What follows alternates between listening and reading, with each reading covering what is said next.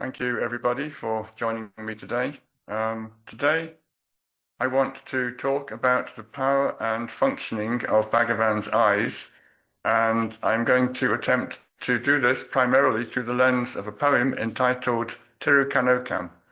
Muruganar composed it for his devotional work, Sri Ramana Maharshi. That's Muruganar sitting on the right with Bhagavan in the late 1940s, and a copy of a very old version of the book in Tamil is featured above my head. In the Tirukkanokkam poem, Muruganar repeatedly exhorts devotees to focus on Bhagavan's eyes if they want to attain liberation. Muruganar had had his own experience of liberation through the look of Bhagavan, which probably accounted for his enthusiasm to encourage others to follow the same path. Though Muruganar repeatedly attributed liberation to the powerful look of Bhagavan, details of a specific event are surprisingly scarce. He subsequently composed thousands of verses that praised and thanked Bhagavan for bestowing his grace through his eyes, but there is only one verse I know of which gives it a specific location, and here it is on the left of the screen. This is what he wrote. He took me to the Palakottu forest with him on the pretext of plucking leaves to make leaf plates. There, with great delight, he destroyed my mind's restlessness by bestowing his glance on me. In the middle of the night, he subdued my divided individual consciousness, granting me the experience of the undivided Shivam, pure consciousness. That's a photo of Bhagavan walking in Palakottu in the 1940s with his attendant, Madhava Swami, and the son of Narayana Iyer. As you can see, there are plenty of trees there, making it a good spot to collect leaves for the ashram dining room. The name Palakottu, incidentally, indicates that it was once an area of jackfruit trees, but not even the oldest devotees of Bhagavan, such as Kanji Swami, had any memories of these specific trees being there. Going on a leaf collecting expedition in the middle of the night seems an odd thing for Bhagavan to suggest, but as Muruganar indicates, it was just a pretext to get him alone in a private place where he could give him the experience of the self through looking at him. Palakottu, bit of background here, is the area to the west of Ramanasramam where many of Bhagavan's sadhu devotees lived. There's a tirtham, a tank there that provided water to the residents who lived on its banks. There were also relics of the old forest that used to cover the lower slopes of the mountain. Here's a photo of the tirtham taken in the 1940s with many of its old trees still standing.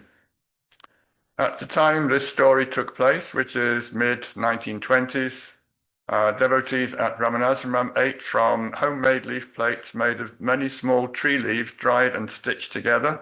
They were only used once, so a lot of leaves had to be collected to fabricate them. Kanji Swami noted in his memoir that Bhagavan joined in the manufacture of these plates and was exceptionally good at making them. He was so quick that he was as good as the women who did it professionally. On the top left is a photo I found on Google of a village woman still making them in the traditional way. These leaf plates were still being used in the Ramanasramam dining room when I first ate there in the 1970s, but they were no longer stitched together by the devotees. Back to Muruganar and his meeting in the Palakottu forest. Here is a sample of two verses that Muruganar composed years later, in which he described what happened when Bhagavan gazed at him. He wrote, "Through the glance of the Guru, who is the Lord of Arunachala, I experienced in a heart where darkness has perished completely, the boundless life that surges as the expanse of grace, the Swarupa, my own real nature, that exists forever without the delusion of death.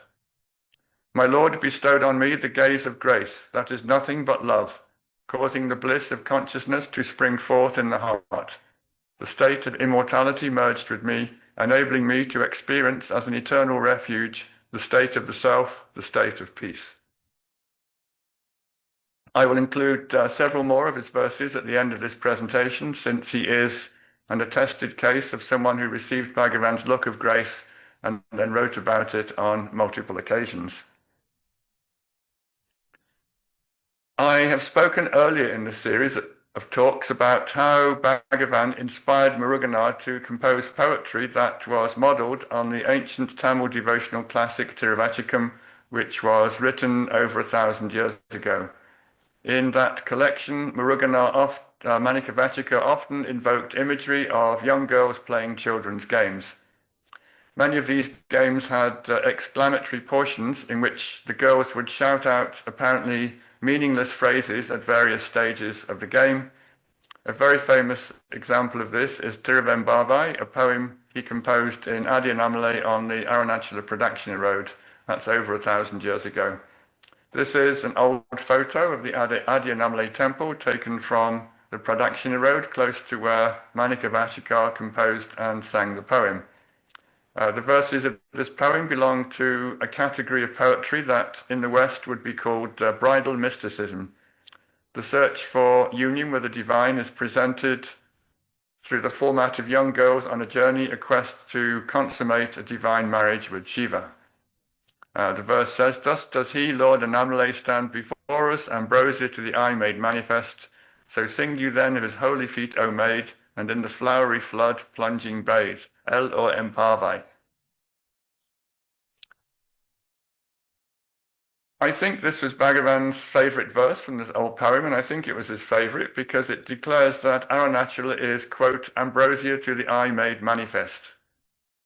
Ramaswamy Pillai noted that he once felt disappointed when Bhagavan was leaving the hall. Wanting him to stay a bit longer, he began singing this verse, hoping that its Arunachala-themed words would detain him for a few more seconds. It was a successful ruse. Bhagavan stopped in his tracks, turned and listened while Ramaswamy Pillai sang the whole verse. In the Tiruvembavai poem, young girls are waking each other up early in the Margali month to go to the Adiyanamale temple to bathe in the temple tank before proceeding to the sanctum to have darshan of Shiva. The final darshan in the inner sanctum symbolizes ultimate union with the divine. The exclamation in the last line of every verse is more or less meaningless, but many people believe it to be a mutual call of encouragement along the lines of, come on girls, let's get on with it. Muruganar adopted this stylistic feature when he composed Tirukkanokkam, the poem I'm going to be commenting on today, but instead of having the girls head to a Shiva temple to consummate their relationship with Shiva, they are exhorting each other to focus fully on Bhagavan's eyes. They seem to have an instinctive knowledge that receiving the power that flows from his eyes can result in liberation. Here is the first verse. In all the verses I will be featuring from this poem, the figure at the top will refer to its verse number in Sri Ramana Sanadi Morai. And this is what the first verse says. You whose eyes are blue water lilies, have you not seen with those very eyes the tree of true jnana that, though rooted in the earth in beauty, bestows the glance of grace? With mighty shoulders branching out, he casts his glance upon the beings of the world. With Venkata, the celestial tree of heaven, let us play Kanokam. The translation of all the verses was done about 20 years ago by TV Venkata Subramaniam, Robert Butler, and myself. The full poem of 32 verses can be found on my site, and it was also published in the Mountain Path about 20 years ago. The Kanokam at the end means looking at the eyes. I spoke to Venkata Subramaniam, one of the translators, recently when I was planning this talk, and I asked if there might be any extra meanings embedded in this word, apart from the literal ones. He said that for him the word denoted an intense locking of the eyes with Bhagavan, something that the literal translation of just looking at the eyes doesn't quite convey. It's a very serious locking on, two people embedding themselves in each other's eyes. Towards the end of the verse, Bhagavan is referred to by the term Venkata, which is a diminutive of his childhood name Venkataramana. A few other points to pick up on. In the first line, the blue water lilies refer to the devotees who are, later in the verse, encouraged to play the eye game with Bhagavan. In old Tamil poetry, red lilies denote Shiva, while blue lilies denote his devotees. There is another interesting image in this first verse. Muruganar states that Bhagavan Venkata is the celestial tree of heaven. This is a reference to the wish-fulfilling tree, known in Sanskrit as kalpavriksha, which grants the wishes of those who seek its blessings. The implication is that Bhagavan is the wish-fulfilling tree and that the girls are hoping to receive from him the blessings of jnana by looking directly at his eyes. I will digress a little here. Annamalai Swami once had an interesting exchange with Bhagavan in which he inquired about the location of this kalpavriksha tree. That's Annamalai Swami standing with folded arms on the left side of the photo. He had begun reading the verses that begin Aladunapadu Anubandham and was puzzled by the mention of this wish-fulfilling tree. This is the verse on the screen. Heat will be removed by the cool moon, poverty by the celestial wish-fulfilling tree, and sin by the Ganges. But know that all these, beginning with heat, will be removed merely by having the darshan, the sight of incomparable sadhus. In this photo, Annamalai Swami is standing behind Bhagavan. It dates from quite early in their association, which is when this dialogue took place. Annamalai Swami asked Bhagavan after reading the verse, "We know where the moon is and we know where the Ganges is, but where is this wish-fulfilling tree?" "If I tell you where it is," replied Bhagavan, "will you be able to leave it?" Annamalai Swami commented, "I was puzzled by this peculiar answer, but I didn't pursue the matter. A few minutes later, I opened a copy of Yoga Vasishta, which was lying next to Bhagavan. On the first page, I found a verse which said, 'The jnani is the wish-fulfilling tree.' I immediately understood Bhagavan's strange answer to my question. Before I had a chance to tell Bhagavan about this, he looked at me and smiled. He seemed to know that I had found the right answer. I told Bhagavan about the verse, but he made no comment. He just carried on smiling at me." As I go through this poem, I'm going to introduce stories and comments by devotees who had the good fortune to play the eye game with Bhagavan. Since I've just been speaking about Annamalai Swami and the verse from the Anubandham, I can let him have the first story, since it also contains a reference to this sequence of verses. In the photo on the right of the screen, Annamalai Swami is standing behind Bhagavan with his arms folded. He's wearing a Rudraksha mala and has a lot of vibhuti on his forehead.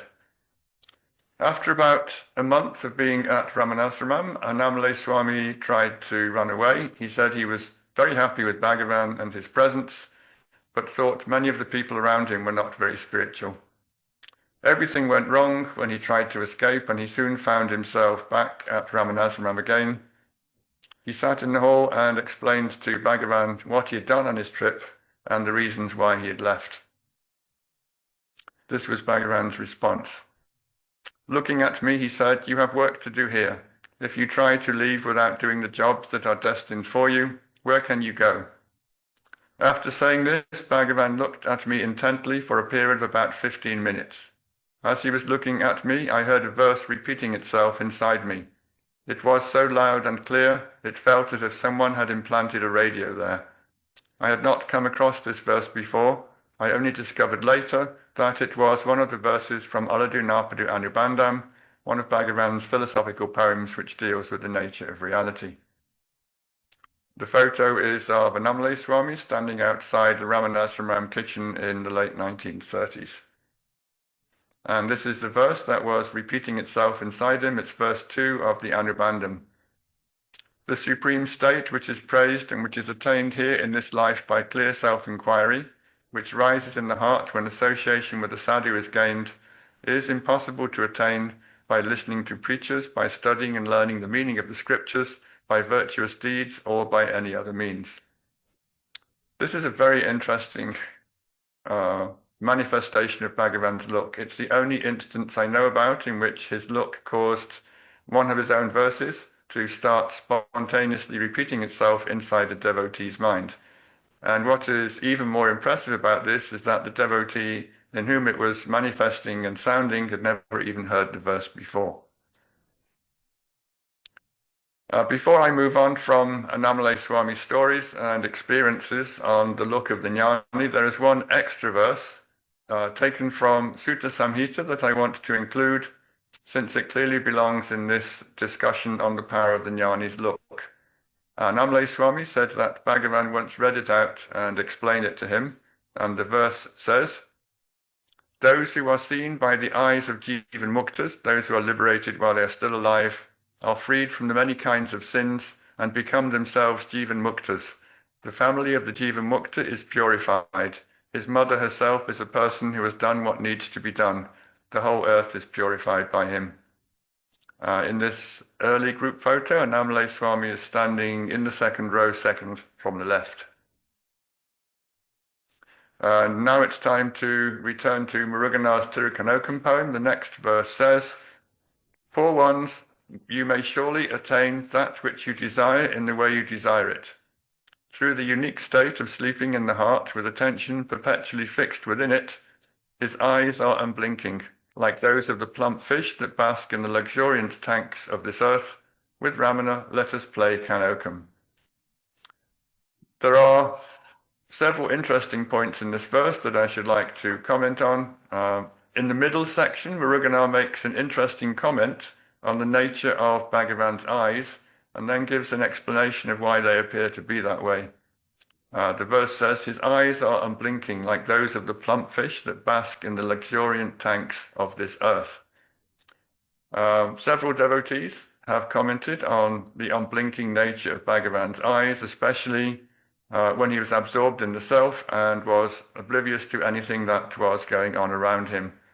Here is an interesting description from Namlay Swami. He said, "I was once making garlands in the mother's temple when Bhagavan came in and sat nearby. After exchanging a few remarks, Bhagavan went into a deep samadhi state with his eyes open and didn't move for about half an hour. He became so statue-like that even his breathing stopped. There was no blinking or flickering of the eyes, no sign of breathing. I put my hand in front of his face to check, and no movement at all in the body. And that when he returned to normal, he laughed and carried on as if nothing had happened." You can see the old Mother's Temple on the photo on the right that contains the main ashram buildings in the early 1930s. The Mother's Temple is the long thatched building that is furthest away from the camera, and at the bottom there's a photo of Bhagavan standing next to the Mother's Lingam in this temple. This photo of Bhagavan also dates from the 1930s. The unblinking nature of Bhagavan's eyes was also commented on by Daivarata, one of Bhagavan's early devotees. That's him standing next to Bhagavan in the photo on the right, which seems to be somewhere near the cowshed. This is what he wrote. "On getting Maharshi's darshan only, all the doubts in one's mind are cleared, and one's desire to know is also fulfilled. This itself is a sign of his spiritual greatness. His eyes always glitter with spotless light, full of peace and pure love. Like God's, his eyes never blink. They are always open. In other words, his eyelids do not close of their own accord. Even though his eyes are so wide open, they remain very steady and introverted. In other words, he does not see external objects with a desire to get any impressions from them." I will be commenting on the desireless nature and functioning of Bhagavan's eyes later in the talk. Several devotees have commented on the seeming phenomenon of Bhagavan withdrawing into the self. His eyes would remain open, but it wasn't possible for anyone to communicate with him. While devotees who witnessed this might conclude that Bhagavan went into and out of these unblinking states in which nothing external was registered, Bhagavan would say that he was in the state of not seeing anything at all the time. Here is a well-known analogy that he sometimes used. Question. It is said that the eyes of the jnani appear to look at things, but in reality they see nothing. Bhagavan, yes. The eyes of a jnani are likened to the eyes of a dead goat. They are always open, never closed. They glitter, but they see nothing, though it seems to others that they see everything. Bhagavan confirmed this rather irrational view in the following two quotes that Muruganar recorded. One's from Guru Bhatchika Kovai and one's from Padamalai. The first one says, It is only in the view of others, the bound ones who perceive many differences through their perplexed perspective, that the mukta too is seen as if he is one who perceives the manifold forms. You should know that he is not a perceiver of anything at all. Though he appears to see things in front of him, Padam, the jnani, is that extremely pure expanse, the eye of jnana that sees no object whatsoever before it. The eye of jnana at the end corresponds to the infinite eye that Bhagavan wrote about in verse 4 of Oladu Narpadu. In the infinite eye of the self, there is seeing and knowing, but the dichotomies of seer and seen, knower and knower have gone. There is no longer a localized center from which seeing and knowing function. That's Muruganar sitting at the bottom right of this group photo. Devaraja Mudalya once questioned Bhagavan on this position. To Mudalya and probably most other devotees, it seemed to fly in the face of what he and the other devotees witnessed every day in the ashram. Mudalya asked the question that probably everybody thought. I said, how can we say the jnani is not in two planes? He moves about with us. He moves about with us, like us in the world, and sees the various objects we see. It's not as if he does not see them. For instance, he walks along. He sees the path he is treading. Suppose there is a chair or table placed across that path. He sees it, avoids it, and goes round. So have we not to admit he sees the world and the objects there, while of course he sees the self? Bhagavan thereupon said, you say the jnani sees the path, treads it, comes across obstacles, avoids them, etc. In whose eyesight is all this? In the jnani's or yours? He continued, he sees only the self and all in the self. Going back to the verse I'm currently commenting on, Muruganar has an explanation for why Bhagavan's eyes are not registering objects, or in fact anything at all. He wrote in this verse, through the unique state of sleeping in the heart with attention perpetually fixed within it, his eyes are unblinking. What this means is that abidance in and as the heart takes away the ability of the mind and the eyes to register objects as being separate from the self. Bhagavan himself commented on what is described in this verse as the unique state of sleeping in the heart in the following verse on the screen, which comes from Guru Vajka Kovai. There it says, only those who have established themselves in the lotus-like shrine of the heart and who have settled in conscious sleep there, without dwelling in the sense objects that deceive those who trust them, have totally awakened to the world of liberation, the firmament of being consciousness. What this is saying is that not only do jnanis not dwell in the world of sense objects, people such as Bhagavan are not even registering them as objects through the medium of the eyes. Bhagavan clarified and expanded on this in the following passage, which is taken from Day by Day with Bhagavan. It is the jnani state. In sleep, our ego is submerged and the sense organs are not active. The jnani's ego has been killed and he does not indulge in any sense activities of his own accord or with the notion that he is the doer. So he is in sleep. At the same time, he is not unconscious as in sleep, but fully awake in the self. So his state is sleepless.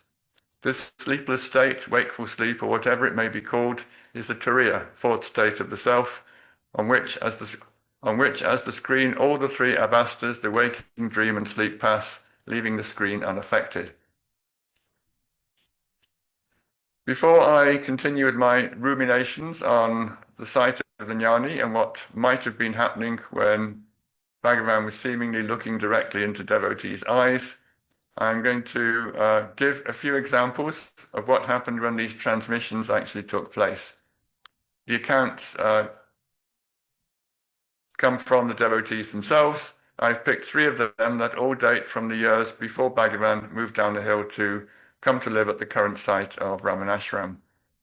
The first is Mastan's story, narrated in this particular version by Kunju Swami, and it took place in the first decade of the 20th century, when Bhagavan was still living in Virupaksha cave.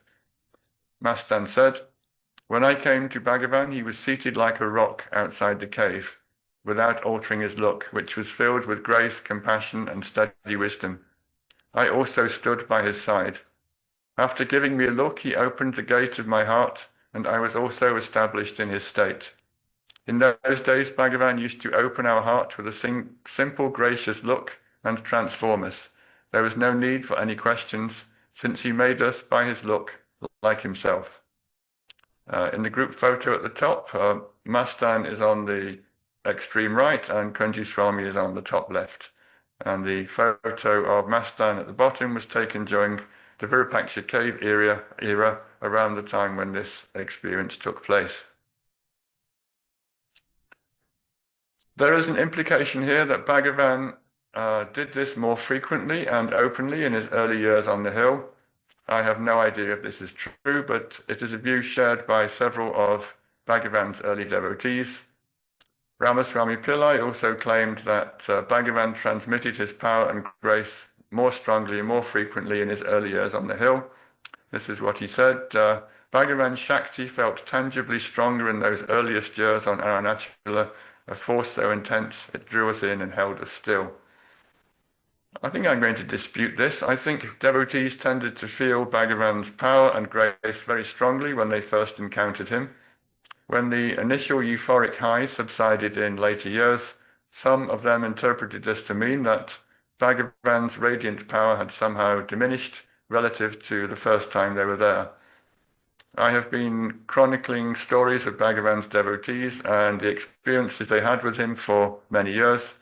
There are multiple examples of Bhagavan using the power of his look in his final years at Ramanashram, and no one then felt shortchanged by the relative weakness of his look.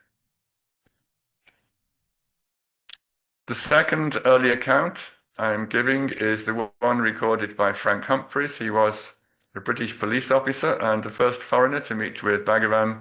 The meeting took place around 1911, and the photo of him in uniform dates from that era. Humphreys later became a Catholic monk. The color photo of him is in his monk's outfit, was taken several decades later. This is what he wrote. Then Sastriya told me, Frank Humphreys, to look the Maharshi in the eyes and not to turn my gaze. For half an hour I looked at him in the eyes, which never changed their expression of deep contemplation. I began to realize somewhat that the body is the temple of the Holy Ghost. I could only feel his body was not the man. It was the instrument of God, merely a sitting motionless corpse from which God was radiating terrifically. My own sensations were indescribable. The third early account comes from Kunji Swami, who first experienced the power of Bhagavan's look in 1920, soon after he arrived at Skandashram. That's Kunji Swami, circled in red on the right of this group photo, that was taken in the courtyard at Skandashram. This is what he wrote in his memoir. Because the plague had driven away most of the inhabitants of the town, visitors to Sri Bhagavan were very few. I was therefore left alone with Sri Bhagavan for much of the time. While we were together, he often used to look at me, and as he did so, I became aware that his eyes had a strange brilliance and fascination in them. Whenever I looked into his eyes for any length of time, I saw a bright effulgence. I could not say from where it came, but it had the effect of making me forget everything. It was not like sleep, for I was fully aware. I was also filled with a strange peace and bliss. After each experience, I would come back to my normal physical state with a shudder. And Kunji Swami continued, this occurred again and again on each of the 18 days that I stayed with Sri Bhagavan. I was like someone intoxicated. I was absolutely indifferent to everything, had no curiosity to see anything, no desires whatsoever. Whatever activities I did them all in a very mechanical way. So long as I stayed in the presence of Sri Bhagavan, I continued to have these experiences of peace and bliss. Because of the greatness of the presence of Sri Bhagavan, I was able to experience the tranquil state of abiding firmly in the heart. All three of these experiences were temporary in nature. The occasions when Bhagavan's look produced a permanent awakening were much rarer. In Kunji Swami's case, he reported later that he couldn't maintain the peace and bliss when he was away from Bhagavan's presence. In the photo on the right, that's Kunji Swami standing on the left with his arms folded. I began my explanation of Tirukkanokkam by giving the first two verses along with some commentary. I'm now going to jump ahead a little bit and show a verse from Tirukkanokkam that appears later in the poem. Here it is. Sisters of ours, when the eyes of lovers merge in the act of seeing, of what use are spoken words that are not fashioned within the heart? So that no purpose will be served by the music of the spoken word, with him who with his eyes brings us under his sway, with Venkataramana let us play Kanokam. This is a talk about the power of Bhagavan's eyes, a talk about devotees being encouraged to focus on Bhagavan's eyes in order to receive his grace and even get the full experience of the self. But there is a paradox here, one that I hinted at when I gave quotations from Bhagavan that seemed to indicate that he didn't see devotees in front of him. Bhagavan is insisting that he doesn't see us at all, at least not as external objects, as people who are in need of his grace and assistance. For him, we are not targets of his attention, jivas who will be benefited from being looked at. We are instead expressions of the self, already perfect, already complete, and not viewed as entities that are separate from him, entities that can receive grace across a distance through his eyes. And yet, this is the paradox, as countless devotees have testified, Bhagavan's eyes have experientially appeared to be the source of an immense flow of Shakti and grace, a flow that resulted in states of deep peace being experienced, and in some cases, even realization. Here is the verse again. I won't read it out for the second time. In the waking dream world, we create for ourselves and live in. The form of the Guru exists in time and space and appears to be sitting on a sofa on the other side of the room. There's Bhagavan on his sofa in the old hall. When our eyes lock, we get a profound experience. Our minds say that a transmission has taken place with power and grace flowing across the space into our own minds, making us quiet and peaceful. But if, as Bhagavan teaches, the waking dream landscape is made up by the seer of it, what is really going on? I would suggest that the Guru is the self within the dimensionless heart rather than the man sitting across the room, and that the self activates itself there in the heart as eye contact is made. From this perspective, the eye contact is a bit like completing a circuit. When the eyes of the Guru's form meet the eyes of the devotees in the dream, the inner self activates itself and gives us an experience that often makes us believe that we've received something from outside in an eye-to-eye beam across the physical space. A form is necessary to initiate the process in our dream world, but it is not the source of the transmission. The source is the self within. The dream form of the Guru is needed to activate the inner Guru, the self within, and it is this inner Guru who wakes us up from the dream. Bhagavan often used the analogy of the lion appearing in the elephant's dream to explain this. The lion manifests in the elephant's dream, startling the elephant who wakes up to reality.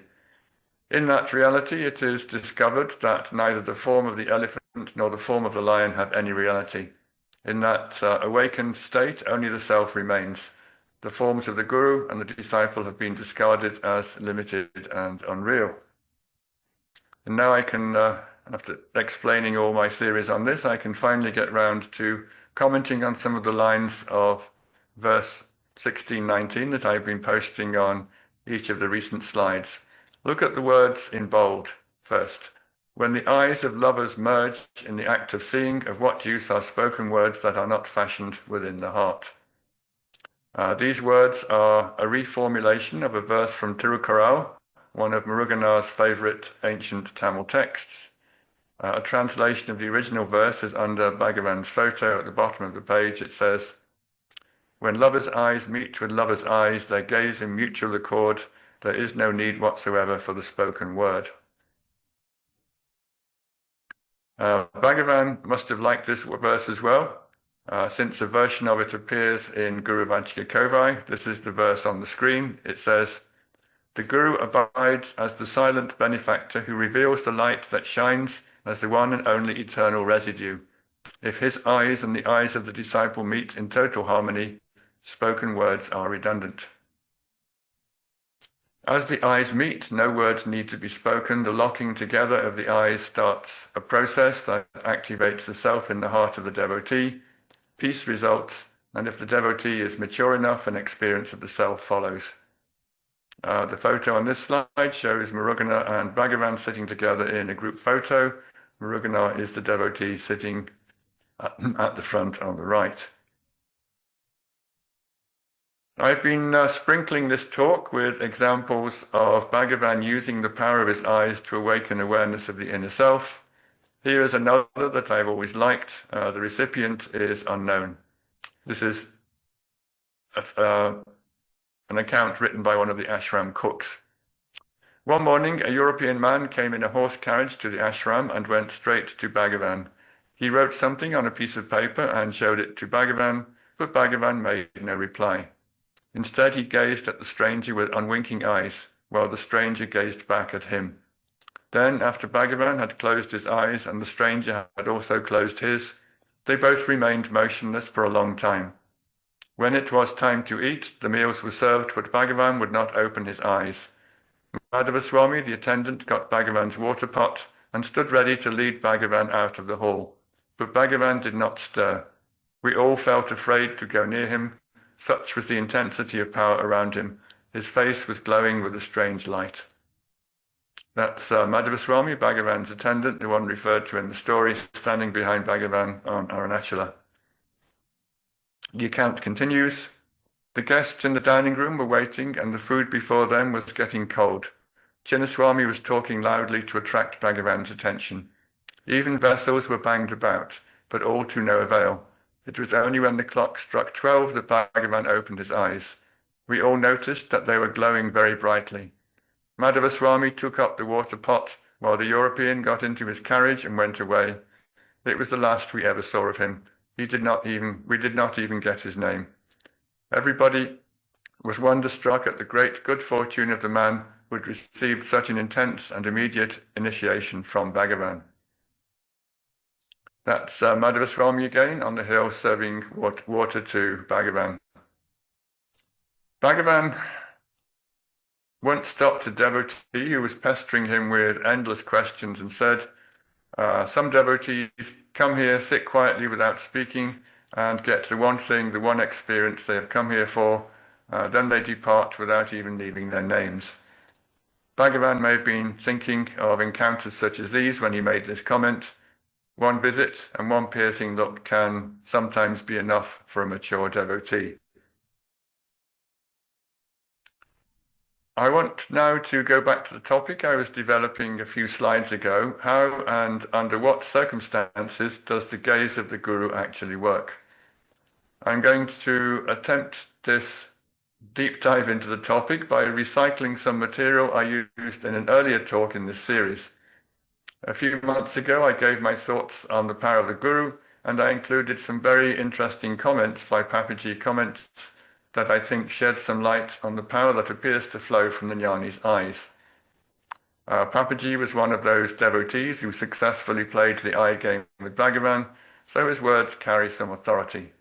I will give full details of these encounters later in this talk, but I want to start by examining some observations he made about Bhagavan's eyes long after he had had his final experience with him.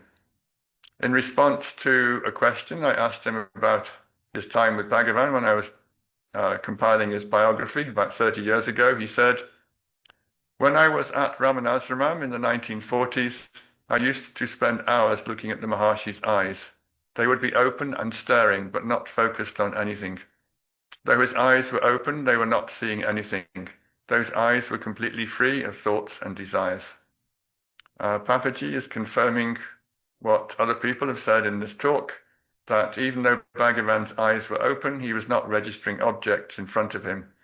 The photo of Papaji, by the way, was taken in the late 1940s, a year or so after he had been ordered by Bhagavan to go back to the Punjab to take responsibility for his family, who had all been caught up in the dramas of the 1947 partition.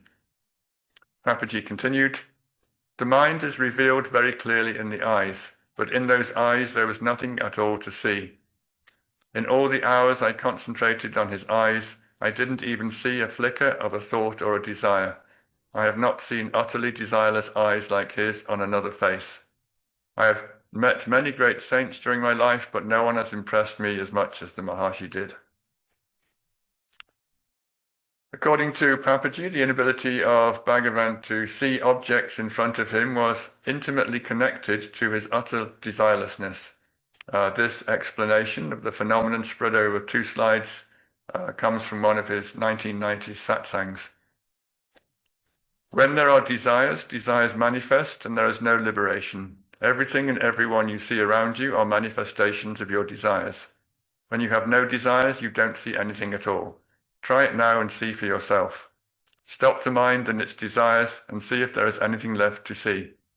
When there is a desire, the eyes start working and they start seeing things, which become objects of desire. Papaji continued, the seer and the seen are maintained by the desire of the one for the other. When the desires are not there, there is no seer and nothing to be seen. If there is no desire, you can't see, you can't hear, you can't smell, you can't taste. Try it, just for a fraction of a second. Let your mind be absolutely absent, just for a second, and see what happens to all the objects of desire that used to think were real. Now, this photo was taken during a 1993 interview I had with him in Lucknow. Having stated that the enlightened man sees nothing through his eyes because there are no longer desires functioning within them, Papaji then went on to explain how this state of utter desirelessness benefits devotees who approach him. I will spread out his comments and his answer on this over 4 slides. This is how he began. The enlightened man, the jnani, does not do anything. He just sits quietly like a mountain. He does not respond to your requests by doing anything, but if you go near him with a desire in your mind, there will be an automatic response. If you throw a rubber ball at a wall, it will bounce back. The angle and speed of the ball off the wall will depend on the angle and speed at which you throw it. The wall does not have to decide how to respond to the incoming ball. When you go into the presence of a jnani with desires in your mind, the appropriate response comes back automatically. You don't even have to talk about them. If your mind is in the presence of a jnani, it will be flinging its desires at the wall of his enlightenment, and that wall will give you back what you desire or need. Here is the continuation of the explanation. But if you go into the presence of a jnani without any thoughts or desires, what will be reflected back will be the state of thoughtlessness and desirelessness. In his presence, you will be established in that state. This is the sanidhi, the presence of the jnani at work. You don't need to ask for anything, just go near him. And Papaji concludes his comments on the desire-free state of the Guru by saying, if you want freedom, find a man like this who has absolutely no desire, someone who sits unmoving like a mountain. Sit in his presence and see what happens.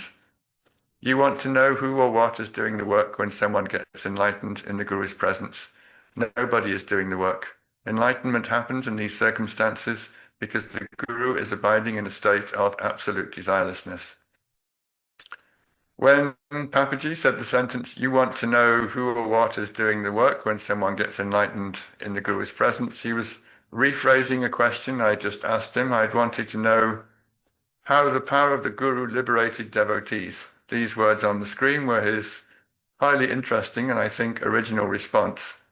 The Guru is not doing anything, not striving to accomplish anything, not consciously transmitting power. He is just remaining in an utterly desireless state. His words extol the benefits of remaining desireless in the presence of the Guru, just sitting quietly there with the mind silent. However, the comments are equally applicable to playing the eye game with him. The photo, by the way, shows Papaji standing in front of Bhagavan Samadhi in 1981. I think this was the last time he ever visited Ramanashramam.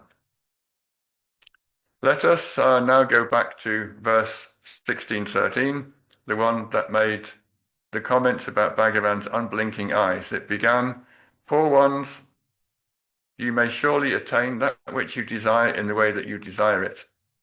Remember, this is a poem about focusing on Bhagavan's eyes to receive his grace. Following up on Papaji's comments, if you are in Bhagavan's presence looking at his eyes and have a desire inside you, then that desire might get fulfilled. But if when you look at Bhagavan's eyes, you too are in a state that is free from desires, then the power of Bhagavan's look, the power of his presence, has the capacity to establish you permanently in the desire-free state of the self. There is nothing wrong with having a desire and taking it to Bhagavan to be fulfilled. A few months ago, when I was giving the first installment of the series on Narayana Iyer, I narrated an incident in which Narayana Iyer's wife, Lalita, secretly and silently prayed to Bhagavan for help with a family crisis. She later told Bhagavan about this because she felt a little embarrassed that she had used him to help with their family problems. Narayana Iyer, her husband, had refused to take the problem to Bhagavan, feeling that it was not appropriate to ask Bhagavan for help with worldly matters. Bhagavan disagreed. This is what he said when the family told him about the resolution of the problem and about how Lalita had implored Bhagavan for help. Bhagavan said, "Why should you not ask me? This is what I want to share with you. It is not just for spiritual fulfillment that we have come to the Master. When the Supreme Master is capable of granting you the highest thing, which is self-realization, will he not fulfill your prayers for mundane things?" On the right is a photo of Bhagavan with Narayana Iyer's family taken on the steps at the back of the ashram. Narayana Iyer is on the right, while his wife Lalita is on the left. In the first verse of Tirukkanokkam, Muruganar noted that Bhagavan could function as a wish-fulfilling tree for those devotees who had desires and wanted him to fulfill them. He also functioned as a liberating guru for those whose desires were negligible and who came to him for jnana. I promised in the online introduction to this talk that I will be giving multiple examples of the power of Bhagavan's look. I have already described what happened when Bhagavan looked at Muruganar, Anamle Swami, Kunju Swami, Mastan, Frank Humphreys, and an anonymous devotee who came and left in a day. Now it's Papaji's turn, since his is one of the most spectacular accounts in the Ramana literature. That's him sitting on the right. He and the man with him are sitting in the same spot that the previous photo was taken, the one of Narayana Iyer's family. The photo on the left is the oldest one we have of Papaji. It was taken in 1942, extracted from an army group photo that was shot in Dehradun. Before I start, I have to give some background. After an early direct experience of the self when he was 6 years old, Papaji had fallen in love with Krishna and spent decades striving to have visions of him. Krishna often appeared to him, but Papaji wasn't able to summon him at will. He embarked on a quest to find a guru who could enable him to see God all the time, or at least whenever he wanted to. He visited many teachers all over India, and his standard request to all of them was, "Have you seen God? And if you have, can you show him to me?" He wasn't interested in being given a practice that might result in a vision. He wanted instant results. He wanted a teacher who could immediately produce a manifestation of God, and not surprisingly, no one he met could fulfill his request. In 1944, Papaji arrived at Ramanashram to see if Bhagavan could help him with this. He managed to see Bhagavan in the after-lunch time slot when visitors were discouraged from going into the hall. This was to give Bhagavan some rest time. Bhagavan's attendant, Krishna Swami, tried to tell Papaji he shouldn't go in, but Papaji overruled him and let him enter. That's a photo of Bhagavan and Krishna Swami on the right, taken in Palakottu in the 1930s. Krishna Swami was the attendant in charge of the old hall for many years in the 1930s and 40s. And above my head is a picture of how the old hall would have looked when Papaji visited. Its entrance door was on the opposite side to the one that is there today. And this is how the dialogue proceeded when Papaji finally got into the hall. I have illustrated the conversation with some shots of Bhagavan sitting on his sofa in the old hall, since that is where the encounter occurred. Have you seen God? I, Papaji, asked. And if you have, can you enable me to see him? I am willing to pay any price, even my life, but your part of the bargain is that you must show me God. No, he answered, I cannot show you God or enable you to see God, because God is not an object that can be seen. God is the subject. He is the seer. Don't concern yourself with objects that can be seen. Find out who the seer is. Bhagavan continued with his reply. He also added, you alone are God, as if to rebuke me for looking for a God who is outside and apart from me. Says Papaji, his words did not impress me. They seemed to me to be yet one more excuse to add to the long list of those I had heard from swamis all over the country. He had promised to show me God, yet now he was trying to tell me that not only could he not show me God, no one else could either. I would have dismissed him and his words without a second thought, had it not been for an experience I had immediately after he had told me to find out who this I was who wanted to see God.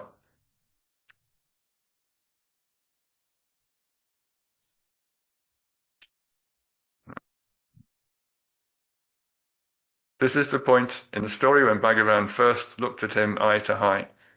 At the conclusion of his words, he looked at me, and as he gazed into my eyes, my whole body began to tremble and shake. A thrill of nervous energy shot through my body. My nerve endings felt as if they were dancing, and my hair stood on end. Within me, I became aware of the spiritual heart. This is not the physical heart. It is rather the source and support of all that exists. Within the heart, I saw or felt something like a closed bud. It was very shiny and bluish. With the Maharshi looking at me, and with myself in a state of inner silence, I felt this bud open and bloom. Papaji continued, I use the word bud, but this is not an exact description. It would be more correct to say that something that felt bud-like opened and bloomed within me in the heart. And when I say heart, I don't mean that the flowering was located in a particular place in the body. This heart of my heart, was neither inside the body nor out of it. I can't give a more exact description of what happened. All I can say, says Papaji continuing, is that in the Maharshi's presence and under his gaze, the heart opened and bloomed. It was an extraordinary experience, one that I'd never had before. I had not come looking for any kind of experience, so it totally surprised me when it happened. I have mentioned a few times in this talk that if you come to Bhagavan with a desire, his power, his presence, and his look can fulfill that desire. He really was the wish-fulfilling tree. Papaji had arrived with a strong desire to see Krishna, and Bhagavan's advice that he should not seek external visions made very little impression on him. He left the ashram, went to Adyanamale, and resumed his Krishna japa. And for about 10 days, Krishna would appear to him regularly, and he would play with him on the hill. Bhagavan was fulfilling his desire because he wasn't yet ready to give it up. Papaji went back to Chennai and began an incredibly rigorous sadhana whose aim was to make Krishna appear before him in a physical form. He would get up at 2 a.m. and begin a daily regime in which he chanted a Krishna mantra 50,000 times each day, all of them synchronized with his breath. Krishna did occasionally appear, but after several weeks, his practice produced an unexpected darshan of Ram, Sita, Lakshman, and Hanuman. They actually knocked on his door in the middle of the night and asked to be let in. Papaji spent the whole night blissfully communing with them. The visit of the gods, though, had a very unexpected consequence. This is how Papaji described what happened as a result of the gods visiting him. When I tried to resume my chanting, I found that I could not repeat the name of Krishna anymore. Somehow my mind refused to cooperate. I couldn't read any of my spiritual books either. My mind, thought-free and quiet, refused to concentrate on or pay attention to any of the spiritual objects I tried to put in front of it. It was all very mystifying. For a quarter of a century, the divine name had been flowing effortlessly through my mind. Now I couldn't even utter it once. The photo of Papaji on the right was taken in 1952, about 8 years after the events he's describing here. He continued, my thoughts turned once more to the Maharshi in Tiruvannamalai. This man, I thought, came all the way to the Punjab in some form, appeared at my door and directed me to come and see him in Tiruvannamalai. I went there and got a very good experience when I sat with him. This man must be qualified to advise me. I will go there and see what he has to say. Papaji continued, the following weekend, I was scheduled to have a half-day holiday on Saturday afternoon. Sunday, of course, was a holiday every week. I took the train on Saturday and made my way once more to the hall where the Maharshi sat. As on my first visit, I felt that my business was private, so I looked for another opportunity to talk to him when no one else was around. Resorting to the same ruse I had used on my first visit to the Maharshi, I went to see him after lunch. I knew the hall would be empty then. As on my earlier trip, the attendant tried to persuade me to come back later, but again the Maharshi intervened and gave me permission to enter and speak to him. I sat in front of the Maharshi and began to tell him my story. For 25 years, I've been repeating the name of Krishna. Up till fairly recently, I was managing 50,000 repetitions a day. I also used to read a lot of spiritual literature. Then Ram, Sita, Lakshman, and Hanuman appeared before me. After they left, I couldn't carry on with my practice. I can't repeat the name anymore. I can't read my books. I can't meditate. I feel very quiet inside, but there is no longer any desire in me to put my attention on God. In fact, I can't even do it if I try. My mind refuses to engage itself in thoughts of God. What has happened to me, and what should I do? The Maharshi looked at me and asked, "How did you come here from Madras?" I didn't see the point of his question, but I politely told him the answer, by train. "And what happened when you got to the station at Tiruvannamalai?" he inquired. "Well, I got off the train, handed in my ticket, and engaged a bullock cart to take me to the ashram." "And when you reached the ashram and paid off the driver of the cart, what happened to the cart?"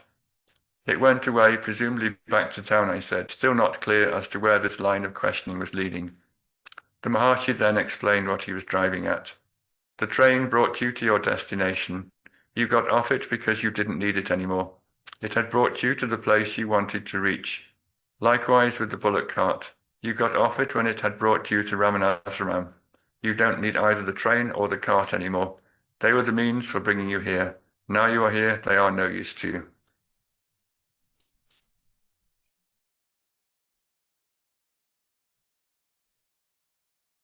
This is what has happened with your chanting. Your japa, your reading, and your meditation have brought you to your spiritual destination.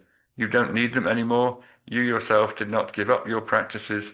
They left you of their own accord because they had served their purpose. You have arrived. And this is when the definitive look of grace happened.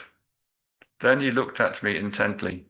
I could feel that my whole body and mind were being washed with waves of purity. They were being purified by his silent gaze. I could feel him looking intently into my heart. Under that spellbinding gaze, I felt every atom of my body being purified. It was as if a new body was being created for me. A process of transformation was going on. The old body was dying atom by atom, and a new body was being created in its place. Then suddenly I understood. I knew that this man who had spoken to me was, in reality, what I already was, what I had always been. There was a sudden impact of recognition as I became aware of the self. I used the word recognition deliberately because, as soon as the experience was revealed to me, I knew unerringly that this was the same state of peace and happiness that I had been immersed in as a 6-year-old boy in Lahore on the occasion when I had refused to accept the mango drink. Papaji's initial direct experience of the self had occurred in 1919 when he became paralyzed with the bliss of the self as he was attempting to drink a mango lassi during a family holiday in Lahore. He said that his first direct experience of the self never fully left him. He wanted the experience to continue, and to achieve that, he channeled his spiritual energies into a quest for visions of Krishna. His mother, a Krishna Bhakta, had somehow convinced him that this was the best way to get the full experience back. Papaji continues, "The silent gaze of the Maharshi re-established me in that primal state. The desire to search for an external God perished in the direct knowledge and experience of the self which the Maharshi revealed to me. I cannot describe exactly what the experience was or is because the books are right when they say that words cannot convey it. I can only talk about peripheral things. I can say that every cell, every atom in my body leapt to attention as they all recognized and experienced the self that animated and supported them. But the experience itself I cannot describe. I knew that my spiritual quest had definitely ended, but the source of that knowledge will always remain indescribable.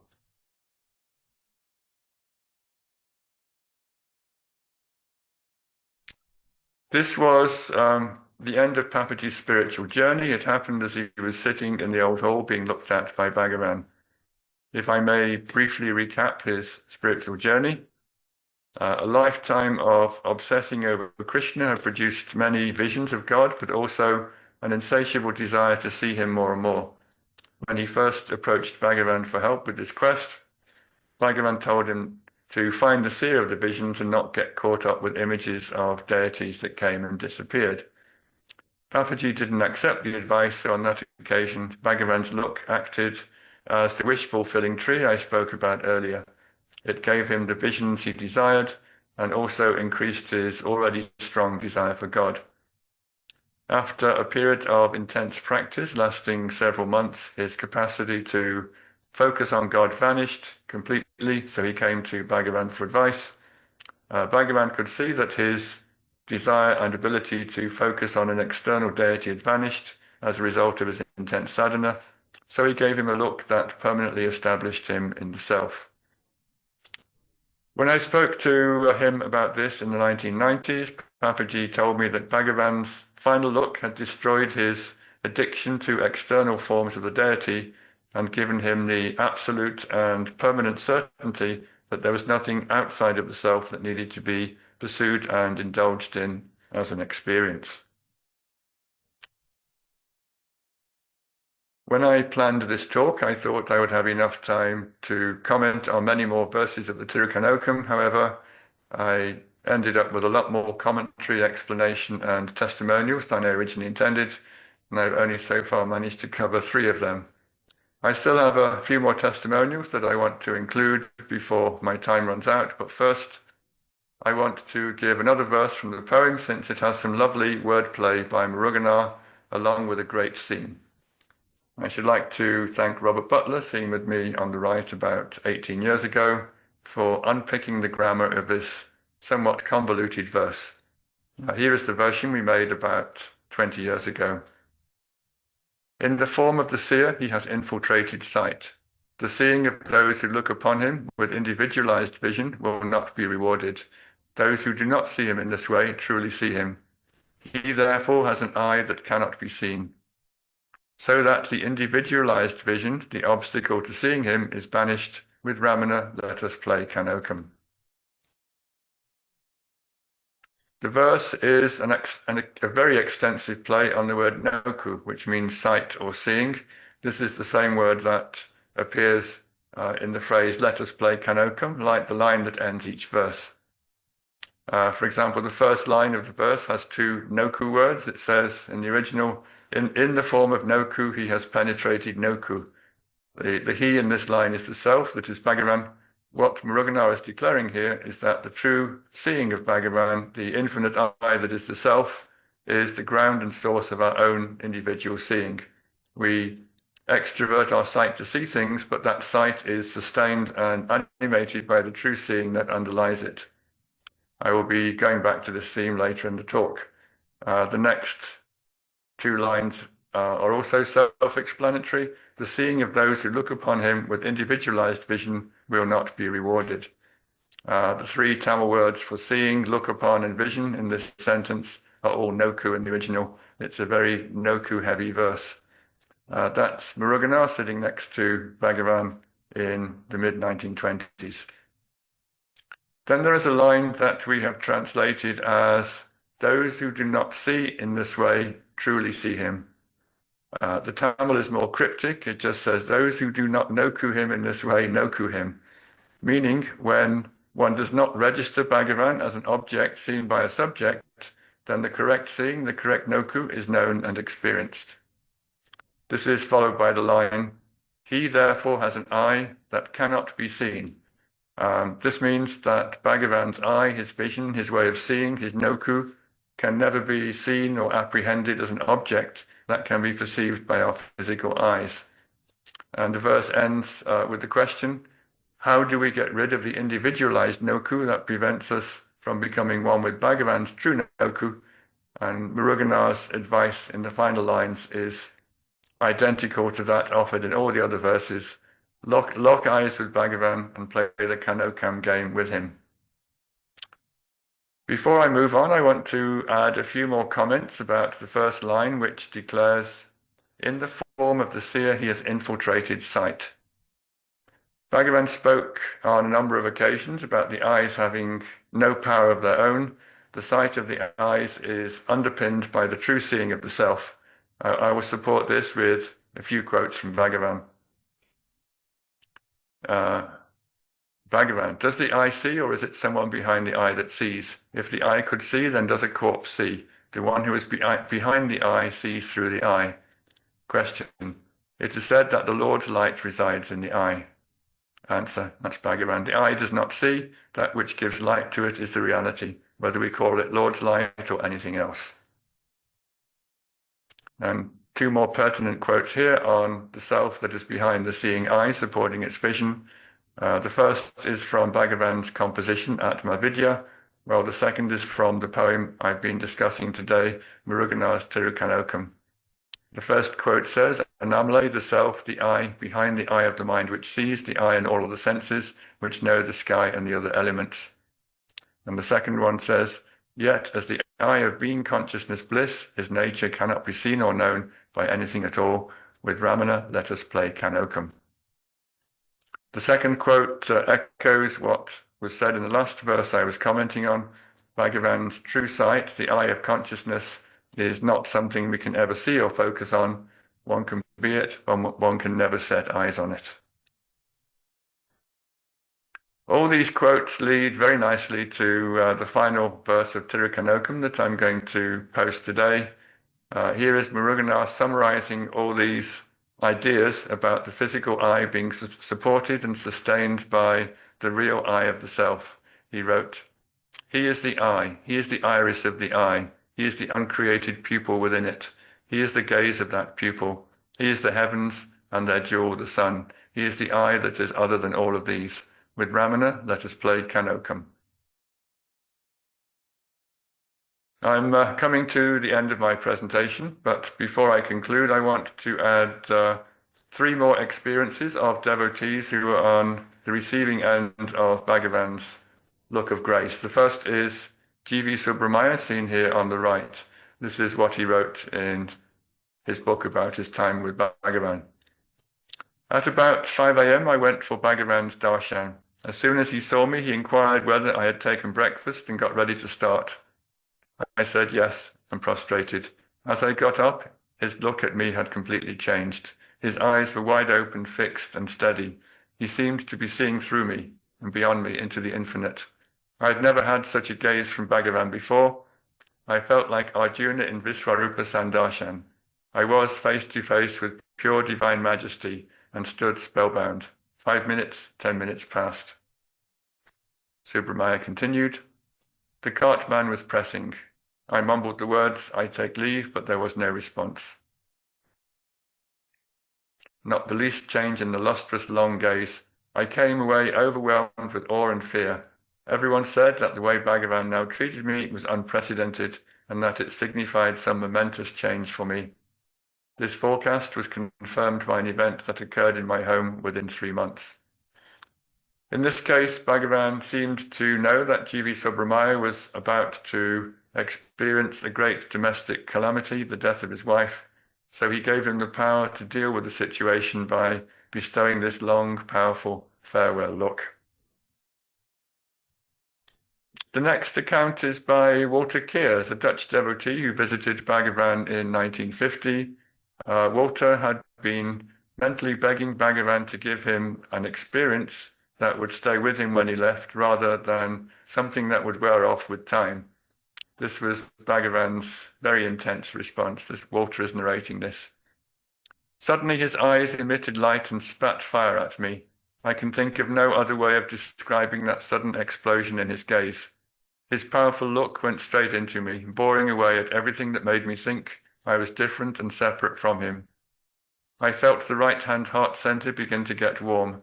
I had often felt it during the course of my meditation, and I often had the feeling of being absorbed and consumed by this center, but this was something completely different. That's Walter on the right. Accounts such as these from the final days of Bhagavan's life, final few weeks, I think, in my opinion, refutes the claim of Ramaswami Pillai that Bhagavan's powerful look declined in intensity in his later and final years. Walter continued with his account. The heart center got warmer and warmer as he continued to gaze at me until I felt it to be a hot, fiery ball glowing inside me. It felt as if Bhagavan were charging it with some immensely powerful spiritual electricity, because as he continued to look at me, I had the unmistakable feeling that this heart center was some kind of spiritual dynamo that was emitting sparks of light and energy. I felt as if some enormously potent electric apparatus had been suddenly transplanted into my chest. Walter continued, I sat rigid and straight, my eyes glued to his. Fire flowed from his glowing eyes and drilled into the core of my being. Kill me, I prayed. How long this transmission lasted, I cannot say. Time and space had no meaning in that never-ending moment when our eyes were locked together. At some point, though, I realized that my body could no longer stand the strain. The fire in my chest had expanded to the point where I felt that I was about to explode. Mentally, I asked him to let me go. And this is the final portion of Walter's account, and that's a different earlier photo of him on the right. Probably looked a bit more like that when he met Bhagavan. I had received what I had come for. In writing this account of the initiation I received from him as his eyes met mine, I realize I've only given the briefest explanation and indication of what actually happened in those moments. There was a complete transformation inside and out, and it all happened without a word being spoken. That communication through silence was clearer and more direct than any explanation that could have been given in words. Early on in this presentation, I posted two of Muruganar's verses in which he wrote about Bhagavan's look of grace and how it established him in the self. I promised I would add a few more verses from him on the same topic. Here they are. In all of these verses, which have been taken from the Shining of My Lord, Muruganar gives first-hand testimony to the power of Bhagavan's liberating look. Excuse me, this is what he wrote there. My Lord not only pushed me into the heart with his gaze, he also pulled while remaining there. The Guru who abides as consciousness the Supreme bestowed his grace through his glance, penetrating my heart and transforming me into consciousness. Freed from the rising of the ego, the imaginary delusion, I became united with him as the one and only Swarupa. Muruganar is sitting next to Bhagavan in this late 1940s photo. Two more of his verses. I resorted to you as my preceptor. Lord, bestowing your glance, you granted your true knowledge to this ignorant person who was wedded to the false, enabling me to obtain the ultimate goal in my heart and be redeemed. From now on, what can I possibly need? I do not have the wretchedness of feeling that I am a pauper.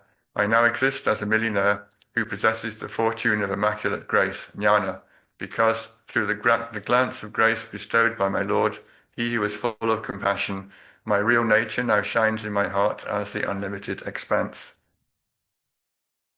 Two more. Through the glance of the Guru, who is the Lord of Aruna, I experienced in a heart where darkness has perished completely, the boundless life that surges as the expanse of grace, the Swarupa that exists forever without the delusion of death. Through the gaze of grace of my Lord, I, a pitiable one, realized the heart as the true world of Shiva, the reality that exists as the expanse of consciousness light, and whose nature is the natural and clear waking state of Turiya.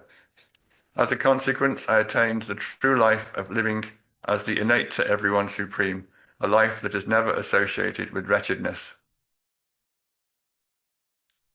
And here are the two final ones. He is the transcendental light, the embodiment of supreme compassion. He is the Ishwara, God, who, taking pity on me, glanced at me with his unblinking gaze, enabling the Supreme to shine in my heart. He completely occupied the heart, leaving no vacant space, bestowing on me the life of grace. My Lord bestowed on me the gaze of grace, that is nothing but love, causing the bliss of consciousness to spring forth in the heart. The state of immortality merged with me, enabling me to experience as an eternal refuge the state of self, the state of peace.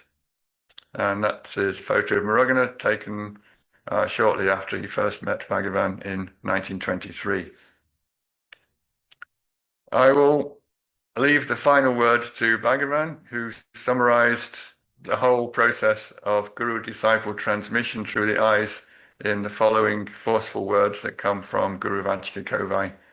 There he said, "Without killing the body, but by killing with the glance of his eyes the ego that poses as if it were really existing, the Guru in no time exposes all unrealities as non-existent and reveals the shining of the one Supreme Self as the only real existence." And that concludes my presentation for today. I hope you enjoyed it. It is, unfortunately, as Shalini hinted at the beginning, my last talk for a while in this monthly series, since I have a massive amount of work to do on other projects over the next few months. I need, regrettably, to cut down on talks such as these in order to meet my deadlines on other things I've promised. I may resume them towards the end of this year if I have completed all the other work that I promised to other institutions and devotee groups. So meanwhile, thanks for joining me today, and thanks to those who have persisted for the whole series. Thank you. So the question is, can one obtain the same grace of Bhagavan Ramana by looking into his eyes in a picture?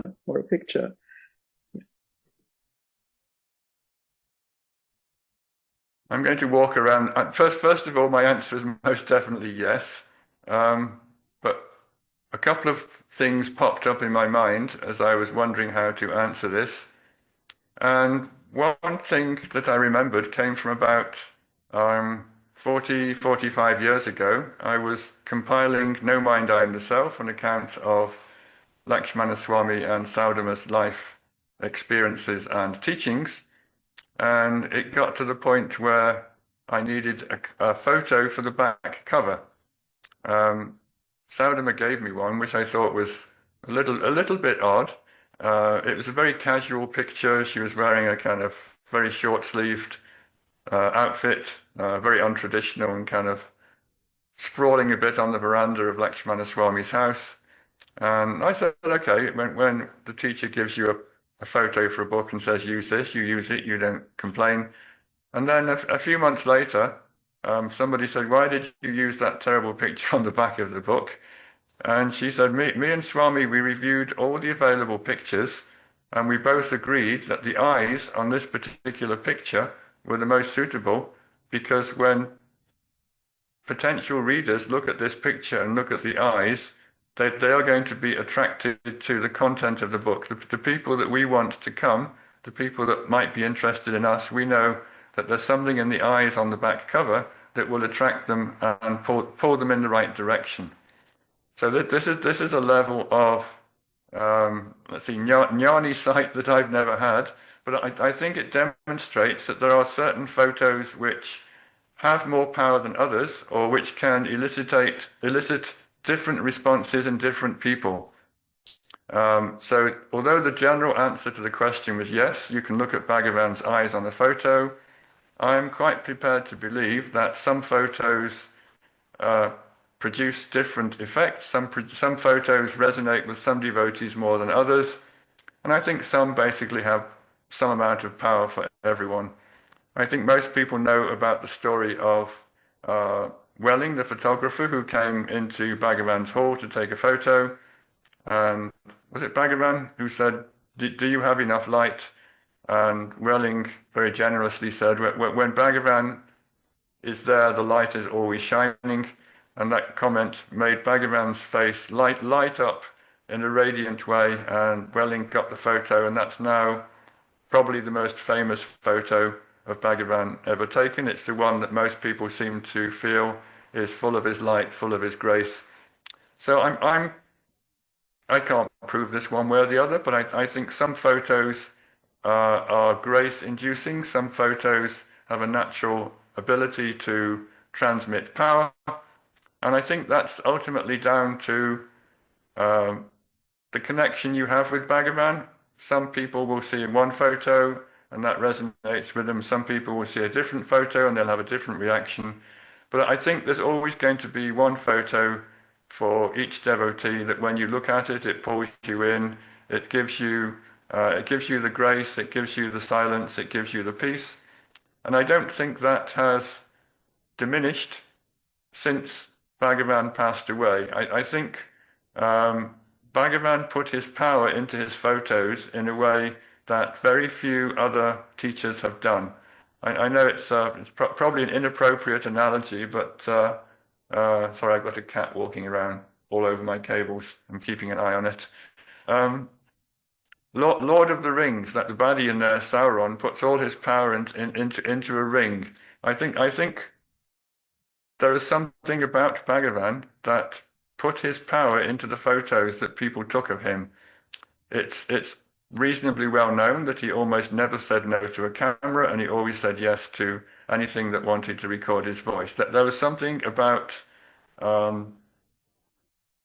people taking his picture, which Bhagavan realized that the end product, the result, the printed photo, would have some of its essence in it, and that by looking at that photo, by looking at the eyes, you could actually commune with the power that was Bhagavan simply by absorbing the image from that printed piece of paper. And I think that's something that's going to go on indefinitely. I think that power is in the eyes, it's in the photo, and it will continue.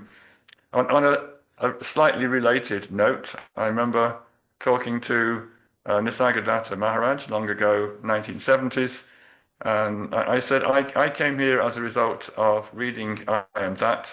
The words produced in me a desire to come and see you, and they're producing experiences sitting here. What will happen if somebody picks up a copy of I Am That in 10,000 years' time, assuming it's still in print?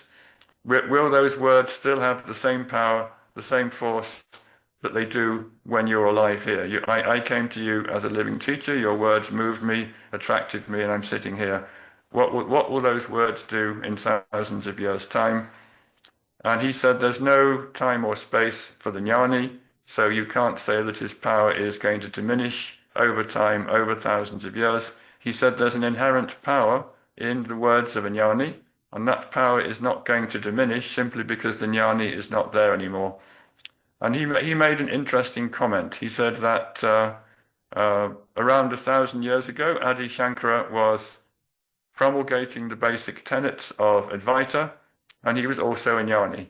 And around that time, there was a whole array of similarly minded teachers, scholars, pandits who were putting out their own theories of Advaita, what it was, the nature of the self, the reality of the world, and so on. But somehow those teachings, I won't say fell by the wayside, but they're rarely read nowadays. They still exist. You can go and find them in libraries. You can study them at universities. But there was something about the impact of Adi Shankara's words that has persisted. And Nisargadatta said that's because he had the experience of the words that he was speaking. He said if a jnani says something and the words in what he says are his own experience, then a force goes into those words, and that force keeps the words alive indefinitely. So he said, in answer to your questions, if somebody comes along and reads the millionth edition of I Am That in 10,000 years' time, there will still be a power in those words, because the power in that words comes from the source of those words, which is the self, which is Brahman. So I'm going to extend that analogy by saying that Bhagavan somehow, in my mind, put his power into photos in a way that very few other teachers did. It's not my personal prejudice on this. I've come across multiple stories of people who, knowing absolutely nothing about Bhagavan, were completely blown away when they first encountered a photo of him. I know one story of a family that found the photo. They had no idea who Bhagavan was. They weren't spiritually inclined. They weren't meditators. they just fell in love with the photo and framed it and put it on their wall. There was just something about Bhagavan's face that compelled them to take the picture home and hang it on the wall, even though they were complete atheists and didn't know who he was. And I remember, I think I read about this in the Mountain Path in the 1960s. I think it was a Polish devotee who saw a book about Bhagavan in a language he or she, I can't remember the details, couldn't read, and got so excited they had to buy the book simply because of the photo on the cover. They didn't care what was inside. They couldn't read it. It was a language they couldn't read. And the story, as I remember it, was they were on public transport holding this book, hugging it to their chest and periodically looking at, hugging it again, looking, hugging. Oops, my microphone's falling over. And they said that they couldn't believe that a picture like this, a picture this powerful, actually existed in the world, and that you could actually pick it up in a shop and take it home. So there's something about Bhagavan's photo. If you have some past connection with him, obviously a photo is a very clear way to re-establish that connection. But I do believe there's an inherent power in the photos for everyone. You can have no connection with him at all. You can belong to any tradition, but you just look at Bhagavan's photo and something jumps out of you from that photo and somehow activates something inside yourself, something that gives you the peace, the love, the happiness. As I explained in the talk, there's a completing the circuit component. When Bhagavan's eyes meet your eyes, what's actually happening is that your inner self, your inner Bhagavan, starts to activate itself and make itself known to you. So I think this is happening to a large number of people who see Bhagavan's photo. If you want to proceed with this as a practice, well done you. If you've got that connection, if you think that Bhagavan is transmitting his grace through a photo, then he probably is. It's not your imagination. There's nothing wrong with looking at the form of Bhagavan, looking at his eyes, and just feeling the flow come into you. And my feeling is that there's a living power, a living presence in these photos that doesn't need Bhagavan to be alive to work. He's somehow put his power into these photos, and these photos are going to carry on doing their work. It's not quite the same spirit or interpretation, but I will just conclude by mentioning one verse that comes from Padamalai. Bhagavan was responding to a query, which I think a lot of devotees had. Bhagavan is saying, why are people complaining that I'm no longer looking at them? It's because they're looking in the wrong direction. If they were to look inside, they would see my smiling face, smiling at them perpetually all the time from inside the heart. So if you haven't got that faculty of being able to look inside and see that Bhagavan's portrait, his face, is smiling at you from within the heart, that of course is the optimum place to look at him and feel his presence. Then you can externalize your vision, you can look at the picture, and I think eventually, as Muruganar said, the individualized vision, the noku, which can't see Bhagavan's true noku, the true sight, it somehow dissolves by looking at the form of Bhagavan, by communing with Bhagavan in any way that feels appropriate or convenient.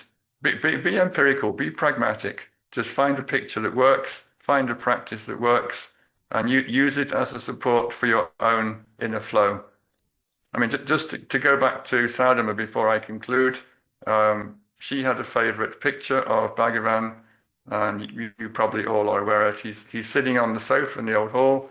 And his left hand, he's sort of that way. He's kind of got smiling. He's got his hand on his face. His eyes are pivoted towards the camera. And she said, I look at that photo, and that for me is the picture that has the maximum flow of love and grace and power. But that's just her. It's not going to be the same for everyone. Find your picture, find your ideal way of connecting with Bhagavan's eyes. Stick with that. Look at it. And if you can be there in silence and not doubt the process, then Bhagavan's eyes will continue to pour his love and grace into you.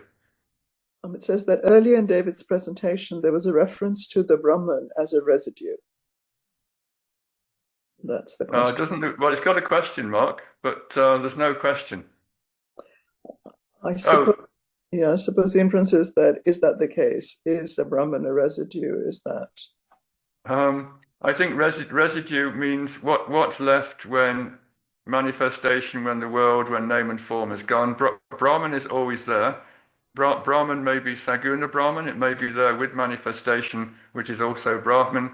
But when form, Saguna Brahman, reabsorbs itself back into Nirguna Brahman, you can say that what remains, what is the residue, is Nirguna Brahma, the formless Brahman. I think it was meant in that sense.